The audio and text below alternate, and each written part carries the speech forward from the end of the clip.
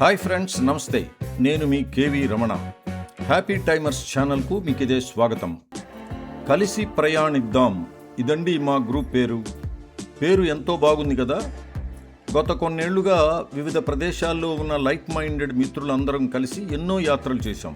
కానీ ఇటీవల మేము 12 మంది కలిసి చేసిన ఒక ప్రయాణం మాత్రం మా జీవితంలోనే మర్చిపోలేని ఒక అద్భుతమైన జ్ఞాపకం. ఒక luxury tempo traveller van book చేసుకొని 6 రోజుల్లో ఏకంగా 1500 కిలోమీటర్లు కలిసి ప్రయాణించాం. మహారాష్ట్రలోని అద్భుతమైన హిల్ స్టేషన్లు, చారిత్రక కోటలు, ఆధ్యాత్మిక జ్యోతిర్లింగ క్షేత్రాలను ఎలా కవర్ చేశామో తెలుసా?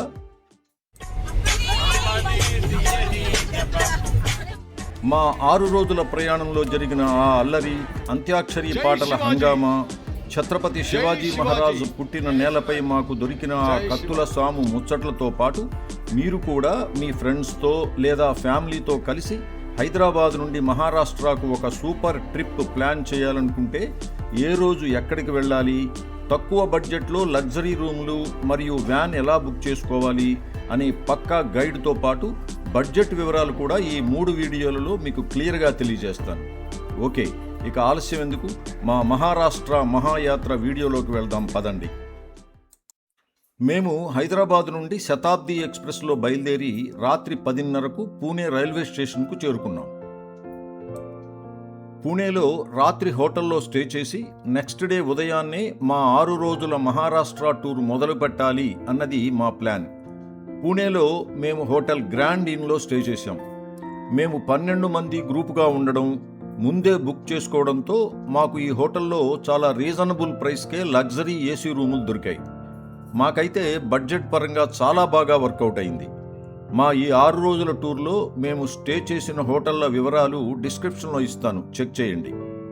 మా మహారాష్ట్ర యాత్ర ఆ విఘ్నేశ్వరుని ఆశీస్సులతో మొదలు పెట్టాలనే ఉద్దేశంతో మొదటగా మేము పూణేలోనే అత్యంత ప్రసిద్ధి చెందిన డగుడు షేట్ హల్వాయి గణపతి మందిరానికి చేరుకున్నాం. గణపతి బప్పా దర్శనం చేసుకుని గుడి బయట చక్కని గ్రూప్ ఫోటో దిగి మా యాత్రను ప్రారంభించాం. అక్కడి నుండి మేము నేరుగా చారిత్రక ప్రదేశం లాల్ మహల్కు చేరుకున్నాం. మేము వెళ్ళిన సమయానికి అక్కడ త్వరలో రాబోయే ఛత్రపతి శివాజీ మహారాజ్ జయంతి వేడుకల కోసం ఏర్పాట్లు జరుగుతున్నాయి. ఇంకే ఉంది, అక్కడ ఉన్న నిర్వాహకులు మాపై ఉన్న అభిమానంతో పాతకాలపు కత్తులు, కఠారులు, యుద్ధ పరికరాలను మా చేతికిచ్చారు. వాటిని పట్టుకోగానే మాలో తెలియని పూనకం వచ్చేసిందండి. అందరం మరాఠా వీరుల్లా మారిపోయి సరదాగా కత్తుల విన్యాసాలు చేస్తూ బోలెడన్ని ఫోటోలు దిగాం.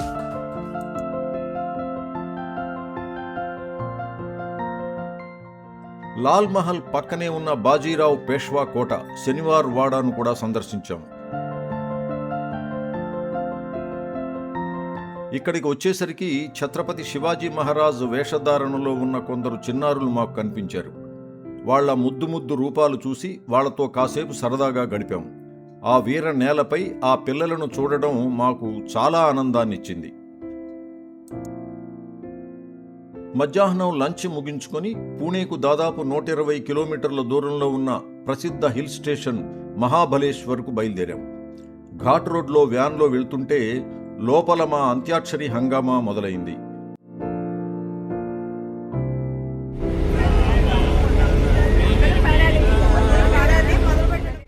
రామాం కనవే మీరా అంటూ భక్తి పాటలతో మొదలుపెట్టి క్లాసికల్ పాటలతో మా వాళ్లంతా పోటీలు పడి మరీ పాడేశారు. ప్రయాణంలో అలసట అనేది మాకు తెలియనే లేదు.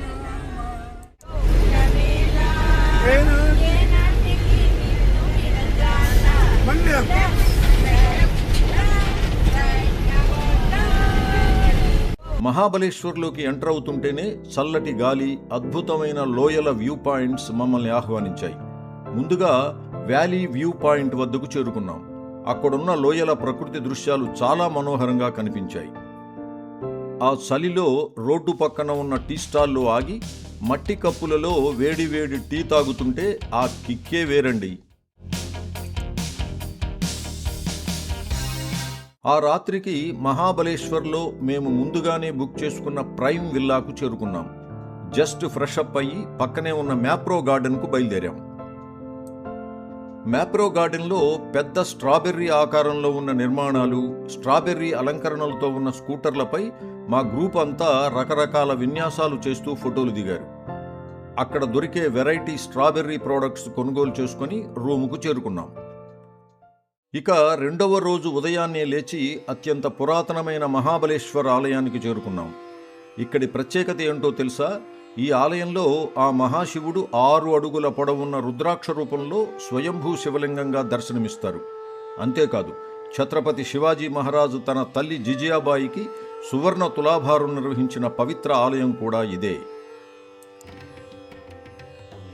ఈ ఆలయానికి పక్కనే ఉన్న అతిబలేశ్వర ఆలయాన్ని, 5 నదుల కలయిక అయిన శ్రీ పంచగంగ మందిరాన్ని కూడా దర్శించుకున్నాం. అక్కడ నుండి కొద్ది దూరంలో ఉన్న కృష్ణాయి మందిరానికి వెళ్ళాం. మన పవిత్ర కృష్ణానది జన్మస్థానం ఇదే. ప్రస్తుతం ఇది ఆర్కియాలజికల్ సర్వే ఆఫ్ ఇండియా వారి ఆధ్వర్యంలో ఎంతో ప్రశాంతంగా, సుందరంగా ఉంది. ఇక్కడ మా గ్రూప్ అంతా కలిసి చాలా సరదాగా గడిపాం. మహాబలేశ్వర్ వస్తే స్ట్రాబెర్రీ తోటలు చూడకుండా ఎలా ఉంటాం చెప్పండి? ఈ తోటల స్పెషాలిటీ ఏంటంటే, తోటలోకి వెళ్ళి మనకు నచ్చిన ఎర్రటి స్ట్రాబెర్రీ పండ్లను మనమే స్వయంగా కోసుకోవచ్చు.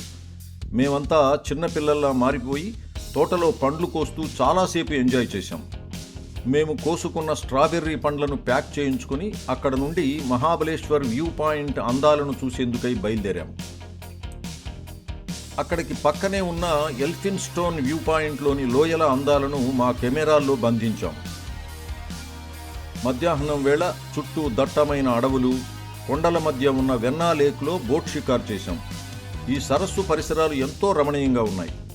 ఇక్కడ గుర్రపు స్వారీ కూడా అందుబాటులో ఉంది. బోట్ రైడింగ్ చేసి తిరిగి వస్తుంటే ఛత్రపతి శివాజీ మహారాజ్ జయంతి సందర్భంగా రోడ్డుపై బైక్ రైడర్లు పెద్ద పెద్ద జెండాలు పట్టుకుని వెళ్తున్న ఆ గంభీరమైన దృశ్యాలు మాకు కనిపించాయి. మహాబలేశ్వర్ యాత్ర ముగించుకొని నెక్స్ట్ లోనావాలాకు బయలుదేరాం. వెళ్లే దారిలో కామత్ హోటల్లో లంచ్ చేసి నోరూరించే స్పెషల్ స్ట్రాబెర్రీ ఐస్ క్రీమ్ తింటూ ఎంజాయ్ చేశాం.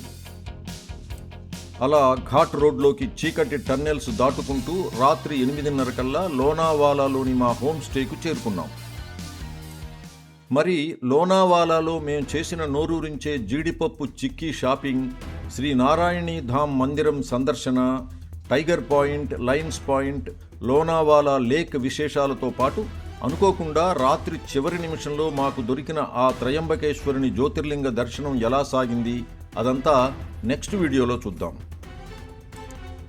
ఈ వీడియో మీకు నచ్చితే లైక్ చేయండి, మీ ఫ్రెండ్స్కి షేర్ చేయండి. మన ఛానల్ను సబ్స్క్రైబ్ చేసుకోవడం మాత్రం మర్చిపోకండి. కలిసి ప్రయాణిద్దాం. Thank you.